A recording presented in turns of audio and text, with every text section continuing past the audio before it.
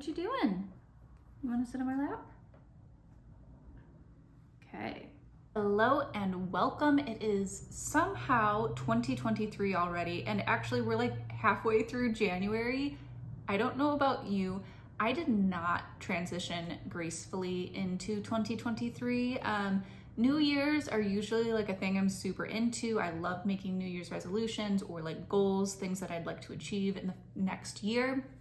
This year, I don't know why, I just like, the holiday season took it out of me and I was not prepared to jump into 2023 with like my planning and my, new organizer, all that kind of stuff that I would normally do. Didn't happen this year. But if this is your first time joining me here, my name is Allison. I am a knitter based in Nebraska, and this is my little corner on the internet where I just talk at my camera and tell you all about what I am knitting and working on at the moment. I have a cup of tea. We're now like officially in the part of winter where it's like so cold that your tea goes cold immediately. So I have my insulated cup. This is like meant for wine, but it's for tea today. And I hope you have something with you to settle in and enjoy. I wanted to talk through first my thought process on why I've chosen the garments I've chosen for this year. I know I have mentioned it before in previous videos, but I'm trying to make like a really concerted effort of choosing patterns that like fill a hole in my wardrobe. I've only been knitting garments for a couple of years, and while I have kind of a lot of sweaters that I have knit in that amount of time, I still have things that are missing, or things where I have like a really old version of a, store-bought sweater that is needing to be replaced, and I don't want to replace it with a store-bought sweater when I can knit one for myself for way, way more. So as I looked through my closet to see kind of what have I knit in the last year, actually doing that what I knit in 2022 video was very helpful because it let me see all of the things that I've done in the last year. It doesn't include anything from previous years, but I really noticed that I have a lot of oversized sweaters. Like this oversized seasons cardigan, I wear it all the time, but I also don't have any versions that are closer fitting. So pretty much across the board, I was looking through my closet and noticing that while I have kind of a lot of sweaters at this point, I really don't have very many things that are more fitted to the body. And while obviously there is nothing wrong with liking oversized sweaters, I have plenty, I do want a little bit more variety in my sweaters, and particularly in cardigans. I have a couple of dresses that I want to be able to wear this spring with sweaters, and none of the cardigans that I currently have really feel like the right fit. All of which brings us to my first planned sweater for this year, which is the Pippin cardigan by the Knit Pearl Girl. So for quite a few of the sweaters that I have planned to talk to you about today, I do have some yarn earmarked for them, but across the board, I have not swatched any of this. I don't know if these yarns will actually work for the patterns that I have decided I would like to knit them in, but I do want to give you an idea of the vibe of what I'm going for with these patterns. So the Pippin cardigan is meant to be knit in a DK weight yarn. However, she does say that you can use a fingering weight and mohair combination, so I have these two. The fingering weight yarn, I have the Isager Highland wool in the shade Wine. And for the mohair, I have Sanjo silk. There's silk mohair, and it looks like the number for this is 30603. I have had both of these in my stash for quite some time. This one I actually picked up in Vancouver when my family went on a little trip this summer, and you can see all of the yarn shops that I went to in a video. I'll link it in the description. But I've been holding on to this yarn for the last, 6 or 7 months. And I wanted to obviously pair it with a fingering weight yarn or any other yarn really. I had bought on that trip a lace weight yarn from Sweet Georgia, and I have actually swatched the two of them together for this cardigan, but it did not meet gauge. So I'm hoping with a fingering weight yarn that it might be a little bit closer to gauge. We shall see. I want to knit the Pippin cardigan for a few reasons. The first is that I really like the shape of it. It's like a classic, perfect go-to wardrobe staple cardigan. It's the kind of cardigan where you could wear it like really easily with a dress or jeans or, shorts if it's that kind of weather. And it has a V-neck in the front. I do have plans for another cardigan with like a higher round classic kind of knit cardigan look, but I do kind of prefer actually having a V-neck for cardigans, just a little bit more space in the neck and you can kind of see what you're wearing underneath. I personally really like that. It also has two like fabric characteristics that I think are really interesting and I think adds a lot to the pattern. So the first is that the whole button band is knit in double knitting. So it's not in ribbing, like this is a ribbed button band, and while that's fine, like obviously there's nothing wrong with that, I do think that the look of the double knit button band looks really, really nice. It also has an all over texture pattern, but it is a really simple knits and purls and mostly knitted texture. So I think that is something that it just gives the fabric a little bit more oomph than a stockinette without it being like cables or something that really takes a lot of like mental energy to finish. I already have the pattern for this one and it is a long one. It's like 30 pages, which is a lot, but there's lots of different sections that are pulled out for like just one particular size. It's one of those patterns where it's definitely helpful to like earmark which parts of the pattern are like relevant to you and what size that you're knitting. Well, that was incredibly good timing. I was just interrupted by our mailman who was delivering a box of yarn with 2 sweater quantities that I bought myself as a little Christmas treat. So I can tell you what I got these yarns for, which is very exciting. So you're gonna get like my reaction to this yarn in real time. So the next 2 things I'm gonna show you are both from Harrisville Designs. I have had my eye on these yarns for the last couple of months and I've basically just been waiting to give myself a good excuse to buy the yarn. So first things first, actually I'll show you this one first. So for my husband's birthday and Christmas, I knit him a Leelanau sweater, which is a pretty simple color work raglan sweater, and I really liked the pattern. It's very simple, but like it looks good, you know? It's very simple, but like super effective, and it's very much popcorn knitting because the color work is just like every couple of rows. You really want to keep knitting until you get to the next color work. So the whole time I was knitting his, I was obviously planning on knitting myself one because I'm a nerd. I love to knit us matching sweaters. We don't wear them on the same day unless it's by accident, but I knit him a zipper sweater and then I knit myself a zipper sweater. I knit him a Leelanau, and now I'm going to knit myself one. Both of these are Harrisville Designs Highland yarn, which is a woolen spun yarn that is spun in New England. I do really recommend going to their website and just reading through it. It's really interesting. So when I was looking for a yarn to use for myself for Leelanau, there was the thing that was like sticking in the back of my mind is that the sweater that I knit for my husband, while it looks good, it is pilling like crazy, which just really grinds my gears, especially when the yarn is not that soft. I feel like if a yarn is super, super soft, you kind of expect it to pill a little bit more. There's something about the softness that I just feel like gets pilly more easily, and that really annoys me. So like this oversized season cardigan, I knit in Peace Fleece. I wear it all the time, and it was a little bit rough while you're working with it, but it has softened up a lot after blocking. But it's not like cashmere, you know, it's not like that soft, but it hasn't pilled at all, which makes this like a really great yarn in my opinion. So while I was looking for yarn to knit myself a Leelanau sweater, I came across this Highland wool. And from what I've read, it's just like a really good workhorse yarn that is sturdy and lightweight and warm and doesn't really pill. So I'm hoping that that proves true for me. After finishing my husband's version, which I knit in a blue and silver color, I was kind of toying with what colors I wanted to knit for myself. So I was thinking either I would knit one with a gray base and white color work, which would be very much like an any day, like not a special occasion, just like good closet staple sweater, or knitting it in bright colors. So I ended up obviously going with the brighter colors. This lighter color is magenta and this darker color is black cherry. If you go to their webpage for the Highland wools, you'll see that they have like for each color, like a really light, a medium dark, and a darker shade for pretty much every general color. So these are like the plummy, medium purpley shades. Really like the two of these together because it's just enough contrast to keep it interesting, but not like super eye-burning-y contrast.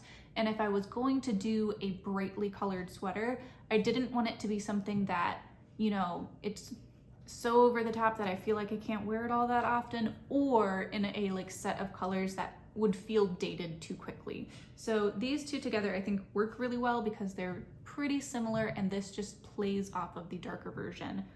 The next yarn that I bought from Harrisville is their Daylights yarn. This is a DK weight yarn.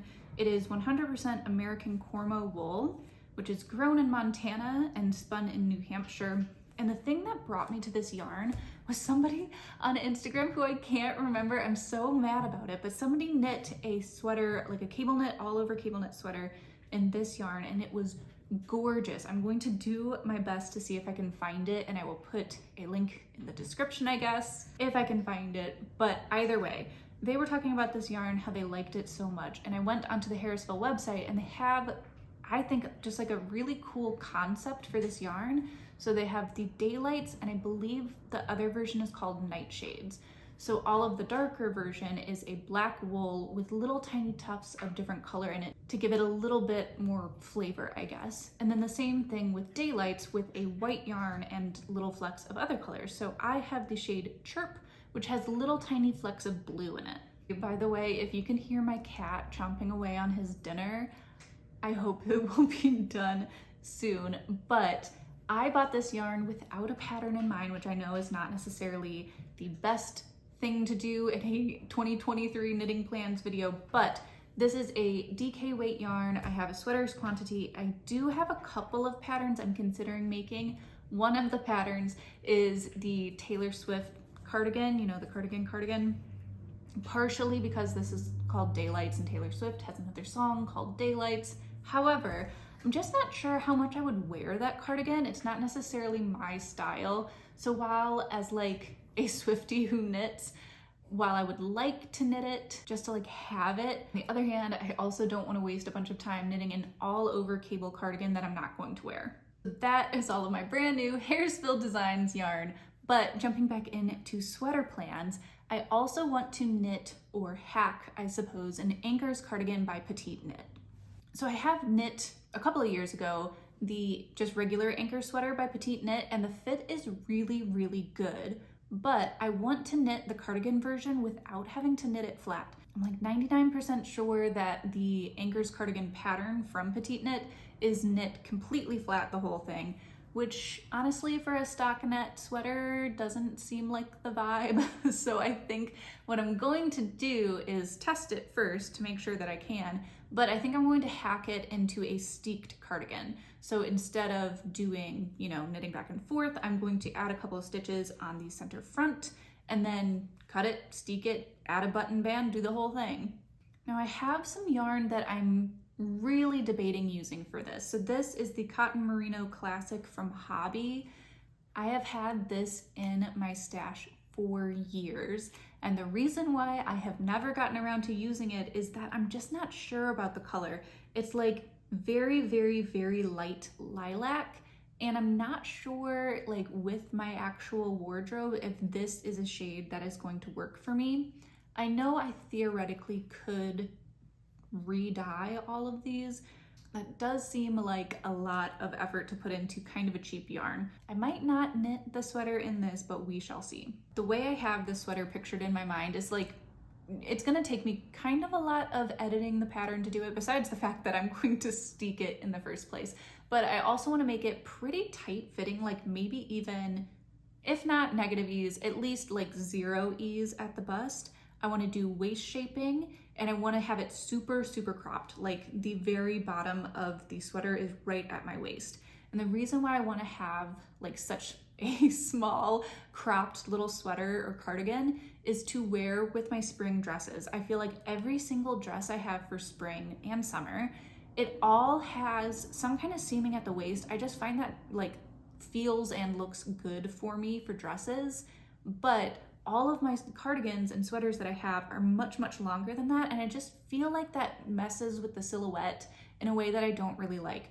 But I also don't have any cardigans or sweaters of any kind that hit right at the waist. So that's something that I really want to make sure that I get for myself this year. We're gonna try to keep chatting around Jackie here, but clearly this year is going to be the year of like dark colors and like specifically purple yarns. I got for my Christmas present from my husband's family, we do a Secret Santa every year, and you basically tell them exactly what you would like to get. But I got the Brooklyn Tweed Peary yarn in the shade Cobbler. I was thinking at first that I would like to use this paired with the mohair for that Pippin cardigan. However, I did swatch this and it's just so dark you can barely see the texture at all. And that kind of felt like to me, like, what's the point of putting in the effort to make a textured garment if you can't see it? So instead, what I think I'm going to use this for is a like super plain Jane Cozy Classic Light, which is just a fingering weight raglan sweater by Jessie May, to have as like my go-to fall pullover. I'm gonna just do regular long sleeve, tapered sleeves. I might put some waist shaping in there. I haven't quite decided on that yet. Feel like this, especially the color, just really screams fall to me. It is a very, very dark purpley plum shade. And I feel like it's going to be best suited for something that's either plain, or you could use it obviously for color work or something like that. So this yarn, similar to the previous Daylights from Harrisville, is 100% American yarn. So it is sourced, spun, and dyed in the US. This is 100% American merino wool. It's a fingering weight, and they sell it actually in 50 gram skeins, which kind of annoys me. Like, when's the last time you only used 50 grams? But it's 210 yards per 50 grams, which is actually slightly light, I think. I feel like most of my fingering weight yarn is 400 yards for 100 grams. Now I know this whole video I've been saying fitted, fitted, fitted, like I want to have more fitted garments this year, but I do have one oversized sweater that I'm definitely going to knit this year, which is the Stockholm sweater V-neck by Petite Knit. If you have seen my video where I copied a sweater from the row, the swatch that I used for that I had actually done as a swatch for the Stockholm sweater V-neck. So I had thought about doing it in that like marled grayishy brown color, but I have decided instead I'm going to do it with blue. So this again is Newton yarn. Newton, if you don't know about the brand at all, every run of their yarn for the most part is limited edition. I think they pretty much always will have white, like their white shade that's just not dyed. Otherwise from that, it's hard to get a particular color unless somebody else is selling from their stash. So I don't remember off the top of my head what the name of this shade of navy blue is, but I did buy it in September of 2022, which is when that came out. And what I had learned from using the gray version of this Newton yarn is that depending on where are you going? Excuse you. Okay. So depending on what you are knitting, you're probably going to want to hold it double, either with itself or with something else. So what I had done with the first sweater that I knit with this yarn was held it double with Einband, which is from Istex. And I thought that that worked so well for that sweater that I decided to do the same thing for the blue.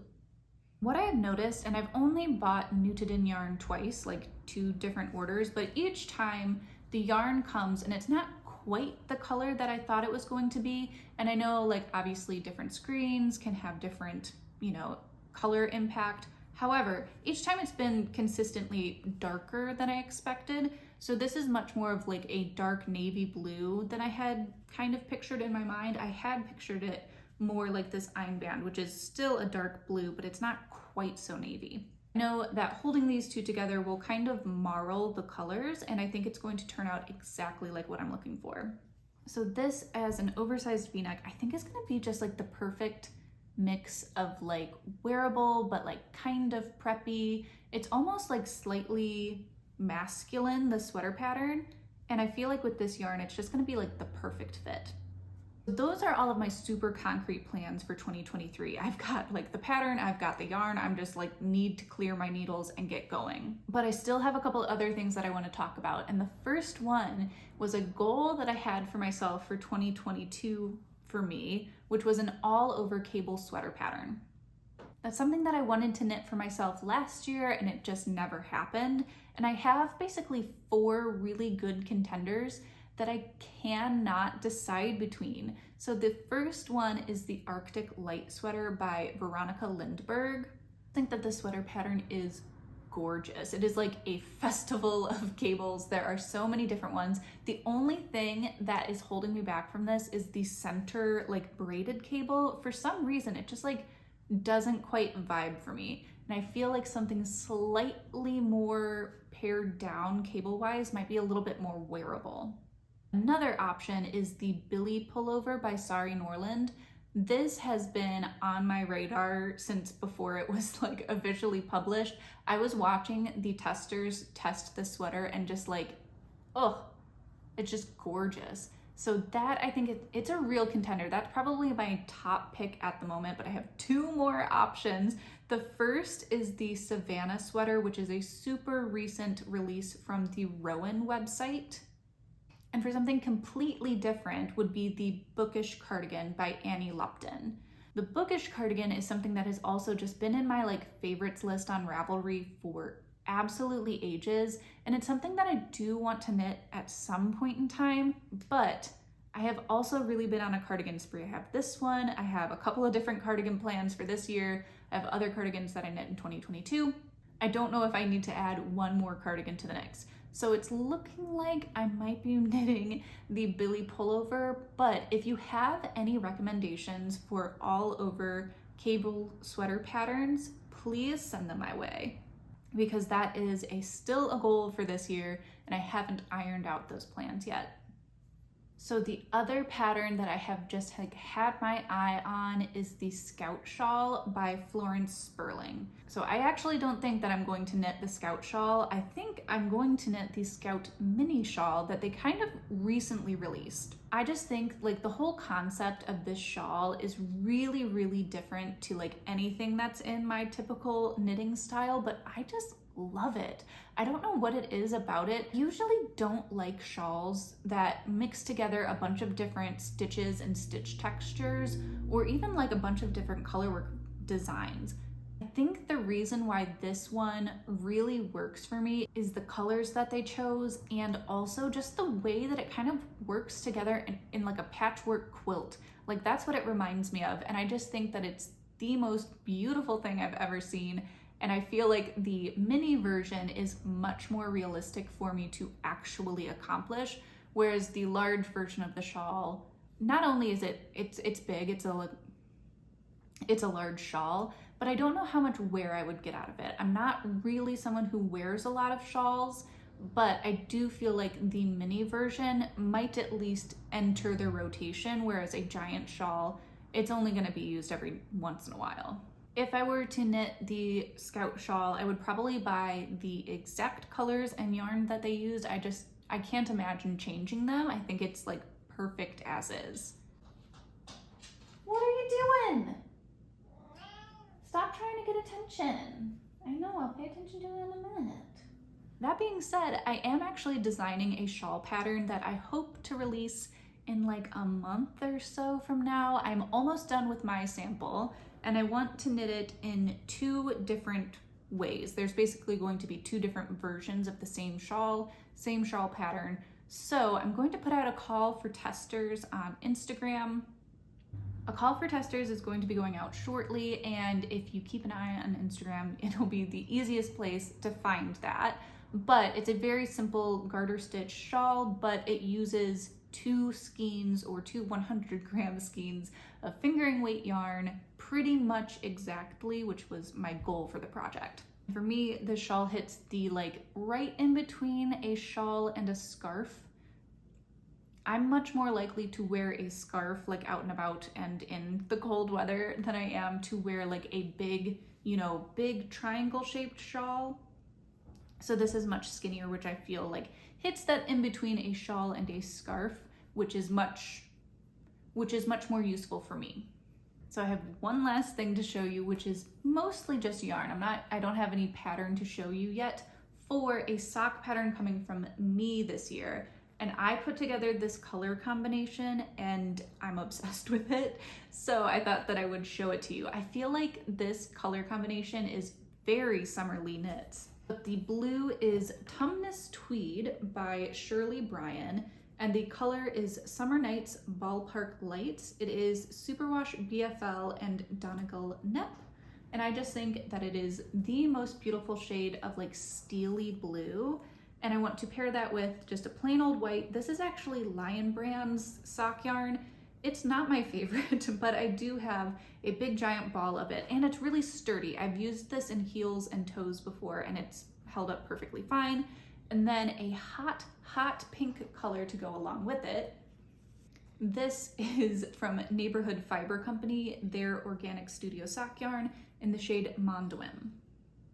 For this sock pattern, it's going to be a main color with the blue. I'm thinking there will be some kind of texture going on here with contrast colors of the white mostly, and then a tiny bit of the pink. I have like this vision in my head. I can picture it exactly how I want it to look, and I think it's going to be just so cozy and very, very cute.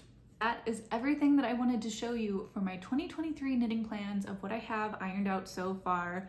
I'm gonna give some attention to Jack because he clearly needs it, and I will see you next time. Bye. What are you doing? What are you doing? Hoi, oi, oi.